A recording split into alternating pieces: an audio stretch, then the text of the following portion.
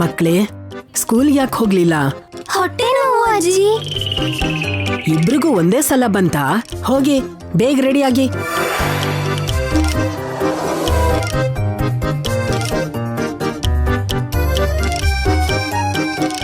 ರೂಪಾ, ಈ ಹಪ್ಳ ಇನ್ನೂ ಒಣಗಿಲ್ಲ, ತಗೊಂಡೋಗಿ ಎಲ್ಲ ಆರಕ್ಕಿಡು. ಆಯ್ತಜ್ಜಿ. ಚಿಕ್ಕಮ್ಮ ಚಿಕ್ಕಮ್ಮ, ನಿನ್ನೆ ತಗೊಂಡ್ ಬಂದಿದ್ ದುಡ್ಡು ತಗೊಂಡ್ ಬನ್ನಿ, ನಾನೇ ಹೋಗಿ ಲಾಯರ್ ಸರ್ ಕೊಟ್ ಬರ್ತೀನಿ. ಸರಿ.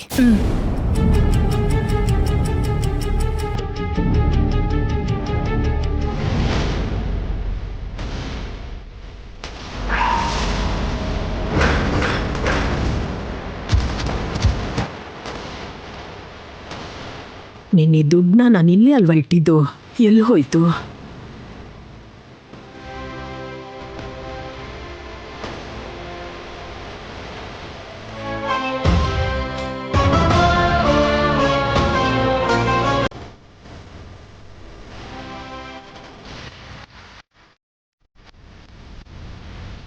ರೂಪಾ, ರಮಣ.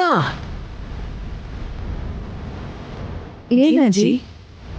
ಆ ರೂಮಲ್ಲಿ ನಿನ್ನೆ ನಾನು ದುಡ್ಡಿಟ್ಟಿದ್ದೆ, ಯಾರಾದ್ರೂ ನೋಡಿದ್ರಾ? ನೋಡ್ಲಿಲ್ಲ ಅಜ್ಜಿ.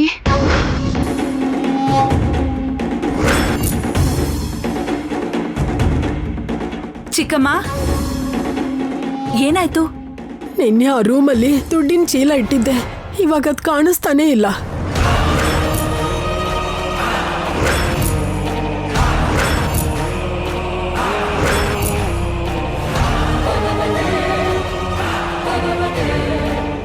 ಸರಿಯಾಗಿ ನೋಡಿದ್ರಾ? ಎಲ್ಲ ಕಡೆ ಹುಡುಕ್ತೆ. ಇನ್ನೊಂದ್ಸಲ ನೋಡೋಣ ಬನ್ನಿ.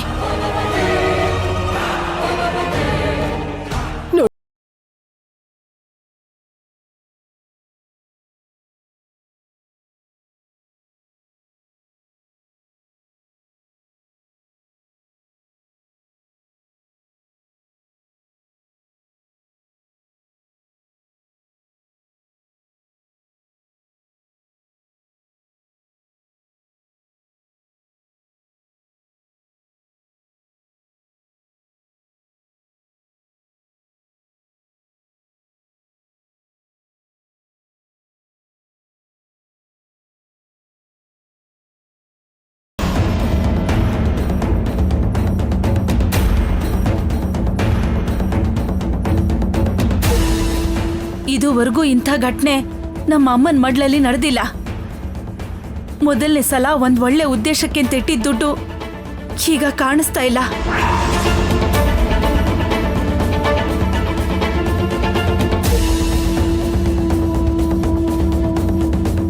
ಸೀತಾರತ್ನ, ಎಲ್ಲ ಕಡೆ ಒಂದ್ಸಲ ಹುಡ್ಕೋಣ. ನೀವು ನಾನು ಹುಡ್ಕೋದಲ್ಲ ಚಿಕ್ಕಮ್ಮ, ಈ ಅಮ್ಮನ ಮಡಲ್ ಮೇಲೆ ಎಲ್ರಿಗೂ ಹಕ್ಕಿದೆ. ಈಗ ಕಳೆದೋಗಿರೋ ದುಡ್ಡು ಕೂಡ ಈ ಆಶ್ರಮಕ್ಕೋಸ್ಕರ ತುಂಬಾನೇ ಅವಶ್ಯಕತೆ ಇದ್ದಿದ್ದು. ಹಾಗಾಗಿ ಆ ದುಡ್ಡು ಮೇಲೆ ಎಲ್ರಿಗೂ ಜವಾಬ್ದಾರಿ ಇದೆ. ಅದಕ್ಕೆ ಎಲ್ರೂ ಎಲ್ಲ ರೂಮನ್ನು ಹುಡುಕ್ರಿ, ಹೊರಡಿ. ಏನಾಯ್ತು ಮೇಡಮ್? ಅಮ್ಮವ್ರಿಟ್ಟಿದ್ದ 2 ಲಕ್ಷ ದುಡ್ಡು ಎಲ್ಲೂ ಕಾಣಿಸ್ತಾ ಇಲ್ಲ.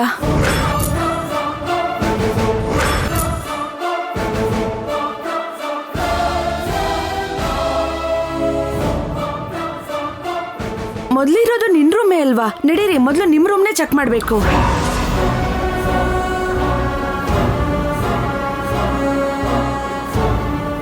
ಸರಿ, ಬನ್ನಿ. ಚೈತ್ರ ರೂಮನ್ನ ಹುಡುಕ್ಬೇಡಿ.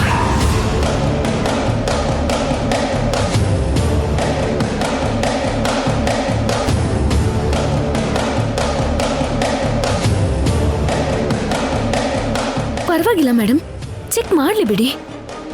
ಬೇಡಮ್ಮ ಚೈತ್ರ, ನಿನ್ ರೂಮನ್ನ ಚೆಕ್ ಮಾಡಿದ್ರೆ ನಿನ್ ಮೇಲೆ ಅನುಮಾನ ಪಟ್ಟ ಹಾಗೆ ಅಲ್ವಾ? ನನಗೆ ನಿಮ್ ಮೇಲೆ ಅನುಮಾನ ಇಲ್ಲ. ನೀವು ಹೊರಡಿ.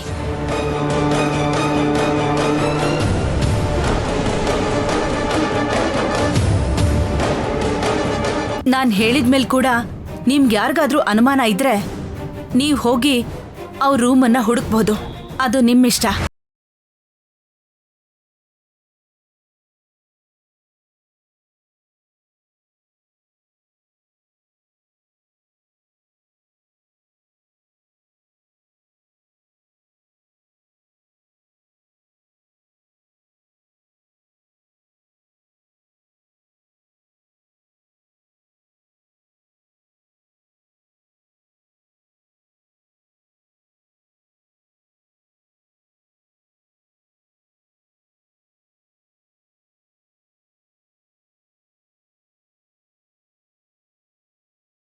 ನಡೀರಿ.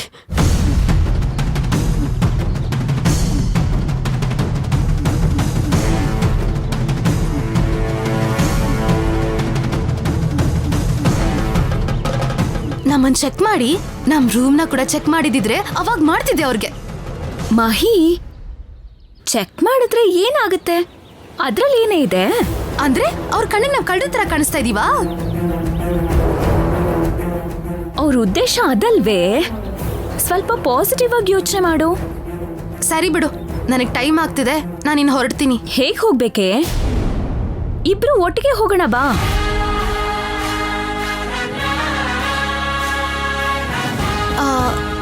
ಬೇಡ ಬಿಡಕ್ಕ, ನೀನ್ ಹೋಗು. ನನ್ಗೋಸ್ಕರ ನಮ್ ಕಂಪನಿಲ್ ಕೆಲ್ಸ ಮಾಡೋ ಹುಡ್ಗಿ ಬರ್ತಾಳೆ, ನಾವಿಬ್ರು ಒಟ್ಟಿಗೆ ಹೋಗ್ತೀವಿ. ನೀನ್ ಹೋಗ್ಬೇಕಾಗಿರೋದು ಆ ದಿಕ್ಕಲ್ಲಿ, ನಾನು ಈ ದಿಕ್ಕಲ್ಲಿ ಹೋಗ್ಬೇಕು. ಇಬ್ರು ಒಟ್ಟಿಗೆ ಹೇಗ್ ಹೋಗ್ತೀವಿ? ಓಕೆ, ಹುಷಾರು ಮತ್ತೆ. ಸರಿ.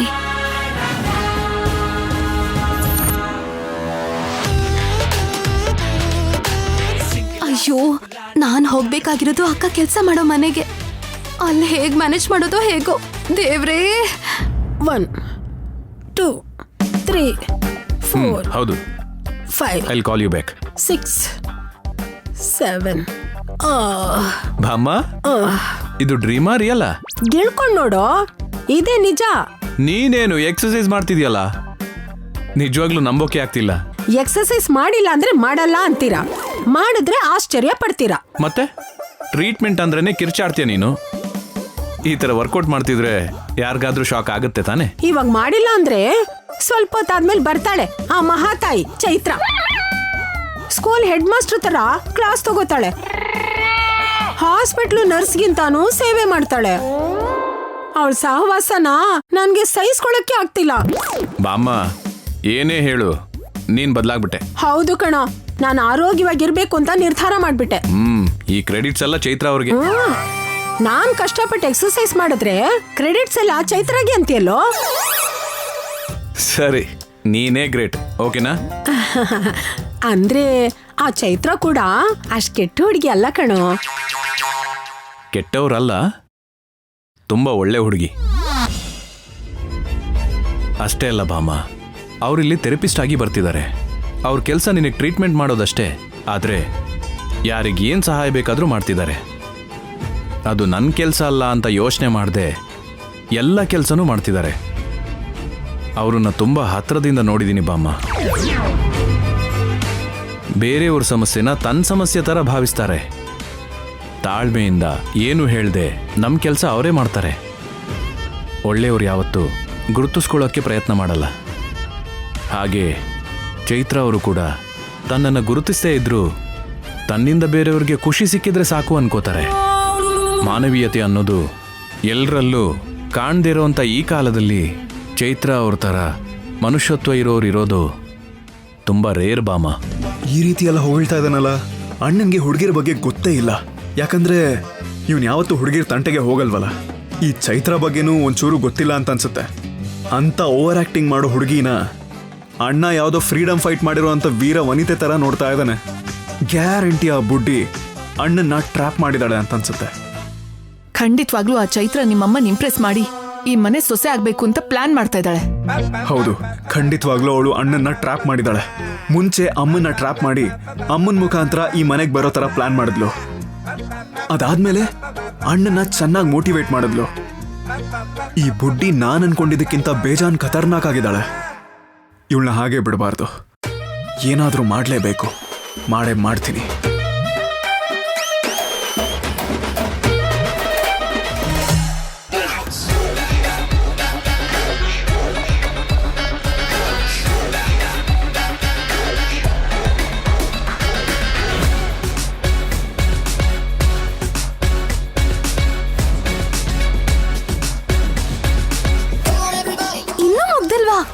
ಹರಿಯಪ್, ಈವೆಂಟ್ ಇರೋದು ಇವತ್ತೇ.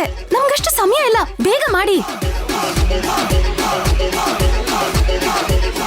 ಅಯ್ಯೋ ಬೇಗ ಹೋಗಿ, ಸ್ವಲ್ಪ ಬೇಗ ಹೋಗಿ.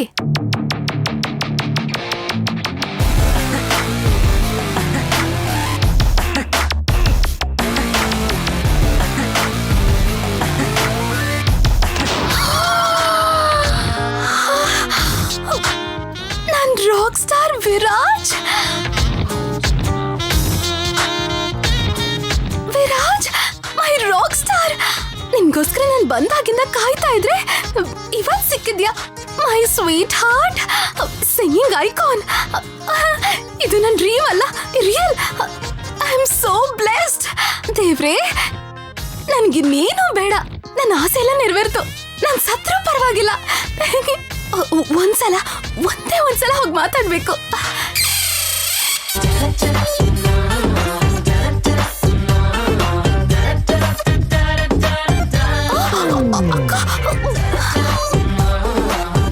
ಇರೋದಿಷ್ಟೇ ಎಷ್ಟು, ಕೊಡೋದು ಅಷ್ಟು. ಹೌದು, ನಾವ್ ಕೊಟ್ರೆ ಕೈ ತುಂಬಾನೇ. ಹಲೋ, ನಾನ್ ಮಾತಾಡ್ತಿರೋದು ನಿನ್ ಕೆಲ್ಸದ ಬಗ್ಗೆ ಅಲ್ಲ, ಮತ್ತೆ ನಿನ್ ಬಿಲ್ಡಪ್ ಬಗ್ಗೆ. ಹೊರಡು. ನೀನ್ ಈ ಕಡೆ ತೋರ್ಸಿದ್ರೆ ನಾನು ಹೋಗ್ಬಿಡ್ಬೇಕಾ? ನಾನು ಆ ಕಡೆ ಹೋಗ್ತೀನಿ. ಹೊರಡು. ಮತ್ತೆ ತೋರಿಸ್ಬೇಡ.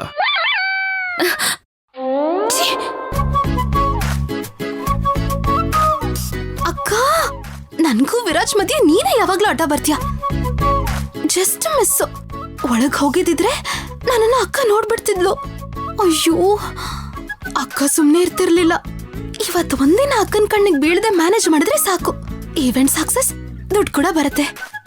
ಅದರಿಂದ ಸೀತಾರತ್ನವ್ರ ಲೆಕ್ಕನ ಚುಕ್ತ ಮಾಡ್ಬೋದು. ಯಪ್ಪ, ಈ ಬುಡ್ಡಿ ಹೊರಟೋದ್ಲು ಸದ್ಯ.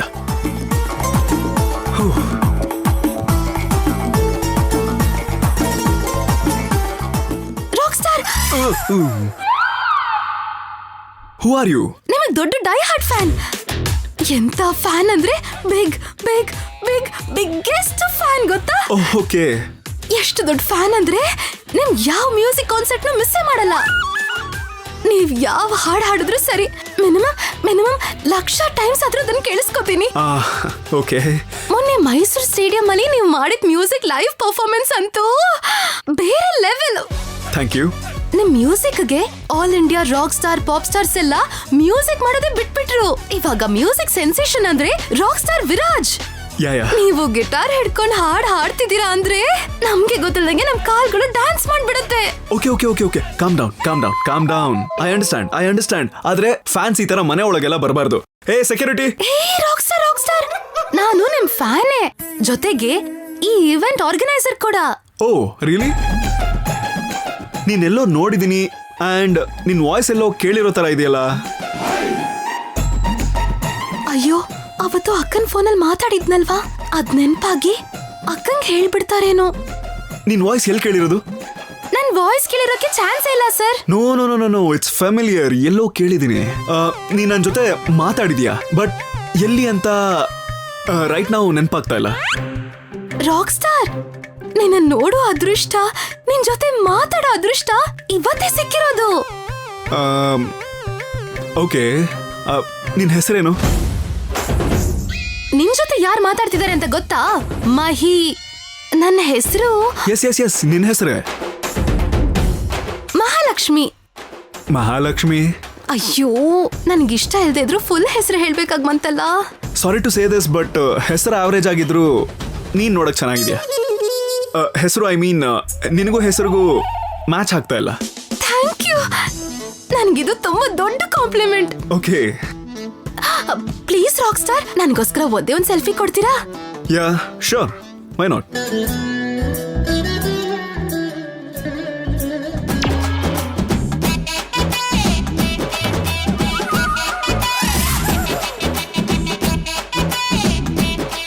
ಹೇ ಸ್ಟಾಪ್. ಏನಾಯ್ತು ರಾಕ್ ಸ್ಟಾರ್? ನಾವು ಹೊರಗೆ ಹೋಗೋವಾಗ ಬೆಕ್ಕೇನಾದ್ರೂ ಅಡ್ಡ ಬಂದ್ರೆ ಹೇಗ್ ನಿಂತ್ಕೊಬಿಡ್ತೀವೋ ಹಾಗೆ ನಾವು ಸೆಲ್ಫಿ ತಗೊಳ್ಳುವಾಗ ಕೆಲವೊಬ್ರು ಬ್ಯಾಕ್ ಗ್ರೌಂಡ್ ಅಲ್ಲಿ ಬರ್ತಾರಲ್ಲ, ಸುಮ್ನಾಗ್ಬಿಡ್ಬೇಕು. ಅಂದ್ರೆ ಇವಾಗ ನಮ್ ಫ್ರೇಮ್ ಅಲ್ಲಿ ಯಾರು ಬಂದ್ರು? ಅಲ್ಲಿ ನೋಡು, ಆ ಬುಡ್ಡಿ.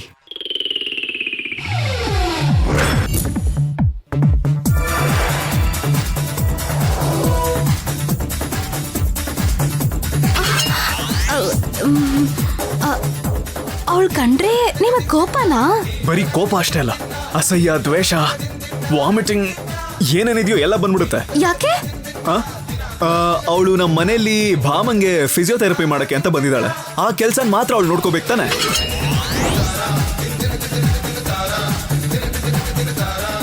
ಅದನ್ ಬಿಟ್ಟು ನನ್ ಬಗ್ಗೆ ಅವಳಿಗೆ ಯಾಕೆ? ಅವಳಿಗೆ ಈ ವಿರಾಜ್ ಅಂದ್ರೆ ಇಷ್ಟ ಇಲ್ವಂತೆ. ನನ್ನ ಹಾಡುಗಳು ಕೇಳಿದ್ರೆ ಹಿಂಸೆ ಆಗುತ್ತಂತೆ. ಅವಳಿಗೆ ನನ್ನ ಫ್ಯಾನ್ಸ್ ಕಂಡ್ರೇನೂ ಆಗಲ್ವಂತೆ. ಬೈ ದ ವೇ, ನೀನು ನನ್ನ ಫ್ಯಾನ್ ಅಲ್ವಾ? ನೀನ್ ಕೂಡ ಅವಳಿಗೆ ಇಷ್ಟ ಆಗದೇ ಇಲ್ಲ. ಇನ್ನು ಏನೇನೋ ಹೇಳ್ತಾ ಇರ್ತಾಳೆ. ಅಯ್ಯೋ ಸಾರಿ ಅಕ್ಕ. ವಾಟ್? ನಿನ್ ದುಶ್ಮನ್ ನನ್ ದುಶ್ಮನ್. Your enemy my enemy. Correct. You my fantastic and okay okay okay. Rock star, ನೀನೇನ್ ಬೇಜಾರ್ ಮಾಡ್ಕೋಬೇಡ. ಇಷ್ಟೆಲ್ಲ ಹೇಳಿರೋ ಆ ಹುಡುಗಿಗೆ ಹೇಗ್ ಇರಿಟೇಟ್ ಮಾಡ್ಬೇಕು ಅಂತ ನನಗೆ ಗೊತ್ತು. Really? Yeah.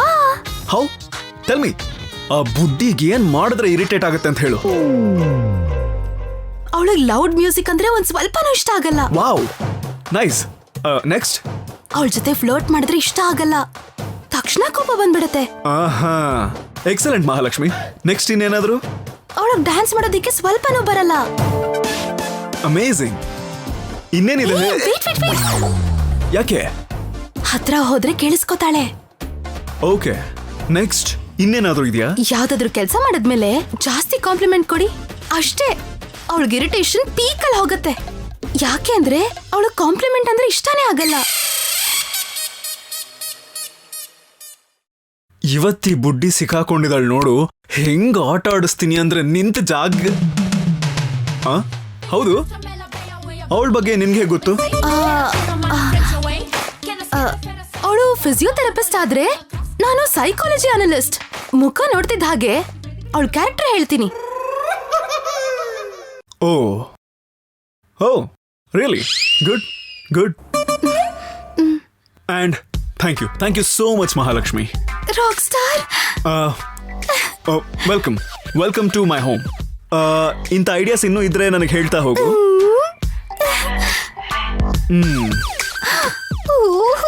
Rock star, I am so lucky today. ಈ ಅಕ್ಕನಿಂದ ಹೇಗ್ ತಪ್ಪಿಸ್ಕೊಳ್ಳಿ ಇವತ್ತು?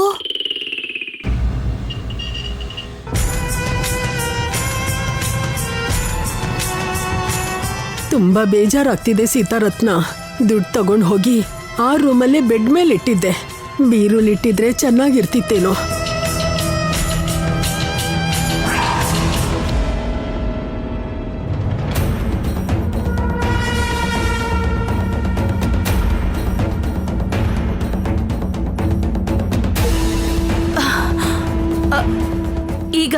ಈಗ ನನಗೆ ನೆನ್ಪಾಯ್ತು ಚಿಕ್ಕಮ್ಮ.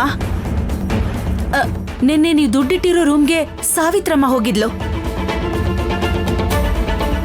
ಅಂದ್ರೆ ಸಾವಿತ್ರಮ್ಮ ತಗೊಂಡು ಹೋಗಿರ್ಬೋದು ಅಂತ್ಯಾ? ಅಯ್ಯೋ ಚಿಕ್ಕಮ್ಮ, ಸಾವಿತ್ರಮ್ಮ ಅಂಥವಳಲ್ಲ. ಅವಳು ನಮ್ಗೆ ಎಷ್ಟೋ ದಿನದಿಂದ ಪರಿಚಯ ಅಲ್ವಾ? ಏನೋ ಗೊತ್ತಿಲ್ಲದೆ ತಗೊಂಡು ಹೋಗಿದ್ದಾಳೋ ಏನೋ. ಹೌದು, ಹಾಗೆ ಆಗಿರ್ಬೋದು ಸೀತಾರತ್ನ. ಅಂದ್ರೆ ತಕ್ಷಣ ಸಾವಿತ್ರಮ್ಮನ ಹತ್ರ ಹೋಗ್ಬೇಕು. ನಿನ್ನೆನೆ ಹಪ್ಳ ತಗೊಂಡು ಹೋಗಿದ್ದಾರೆ. ಚೀಲ ಅವ್ರಿಗೆ ಸಿಕ್ಕಿದಿದ್ರೆ ಇಷ್ಟೆಲ್ಲ ಅವ್ರು ನಿಮಗೆ ಹೇಳ್ಬೇಕಿತ್ತಲ್ವಾ ಸೀತಕ್ಕ? ಸಾವಿತ್ರಮ್ಮ ಆ ಚೀಲ ತಗೊಂಡು ಹೋಗಿದ್ದಾಳೋ ಇಲ್ವೋ ಗೊತ್ತಿಲ್ಲ. ನಾವೇ ಇದನ್ನ ಊಹಿಸ್ಕೊಳ್ಳೋದಕ್ಕಿಂತ ಸಾವಿತ್ರಮ್ಮನ ಹತ್ರ ಹೋಗೋದೇ ಒಳ್ಳೇದು. ಸರಿ, ನಾನು ಬರ್ತೀನಿ, ನಡಿ. ಬೇಡ ಚಿಕ್ಕಮ್ಮ, ನೀವಿಲ್ಲೇ ಇರಿ. ಹುಷಾರು. ನೀನು ಹುಷಾರು. ಏನಾದ್ರೂ ಇದ್ರೆ ಫೋನ್ ಮಾಡು. ಆಯ್ತು ಚಿಕ್ಕಮ್ಮ, ಹುಷಾರು.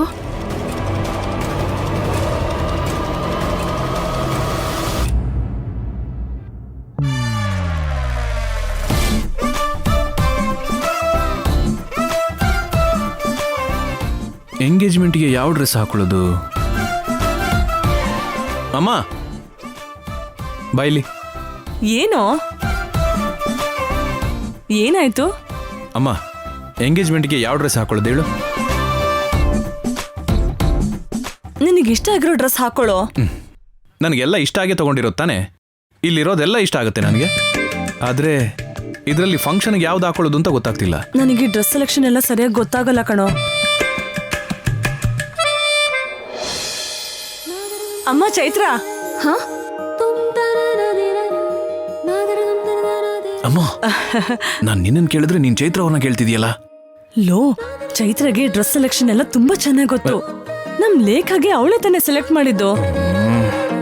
ಏನ್ ಮೇಡಮ್? ಆನಂದ್ಗೆ ಯಾವ ಡ್ರೆಸ್ ಚೆನ್ನಾಗಿರುತ್ತೆ ಅಂತ ನೀನೇ ಸೆಲೆಕ್ಟ್ ಮಾಡಮ್ಮ.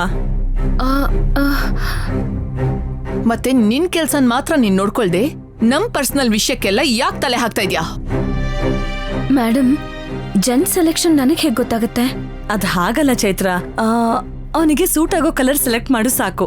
ನಿನ್ ಟೇಸ್ಟ್ ತುಂಬಾ ಚೆನ್ನಾಗಿರುತ್ತೆ.